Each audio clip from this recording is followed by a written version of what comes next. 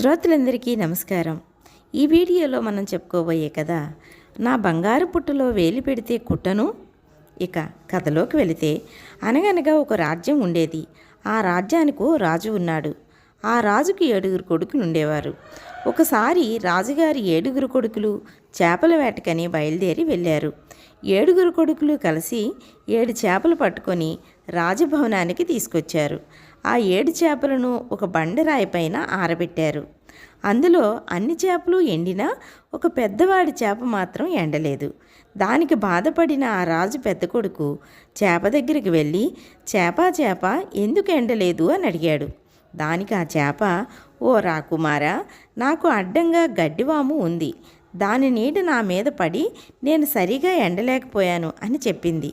దీంతో రాకుమారుడు గడ్డివాము దగ్గరికి వెళ్ళి, గడ్డివాము చేపను ఎండనీయకుండా నువ్వెందుకు అడ్డం వచ్చావని ప్రశ్నించాడు. దీనికి ఆ గడ్డివాము, నన్నేం చేయమంటావు రాకుమారా, ఆవు నన్ను మేయలేదు అని చెప్పింది. అలాగా అంటూ ఆవు దగ్గరికి వెళ్ళాడు రాకుమారుడు. ఆవు నువ్వెందుకు గడ్డి మేయలేదు అని అడిగాడు.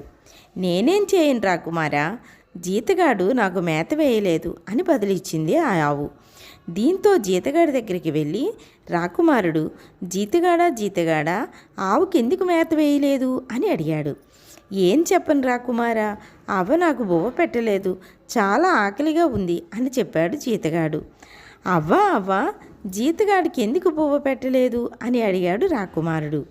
పాప ఏడుస్తుంది, అందుకనే నాకు బువ్వ పెట్టడానికి వీలు కాలేదు నాయనా అని చెప్పింది అవ్వ. ఓహో, అదా సంగతి అనుకుంటూ పాప దగ్గరికి వెళ్ళాడు రాకుమారుడు.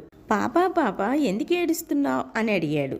నన్ను చీమ కుట్టింది రాకుమారా, అందుకే ఏడుస్తున్నాను అని చెప్పింది పాప. వెంటనే ఊరుకొని రాకుమారుడు చీమ దగ్గరికి వెళ్ళి, చీమ పాపను ఎందుకు కుట్టావు అని అడిగాడు.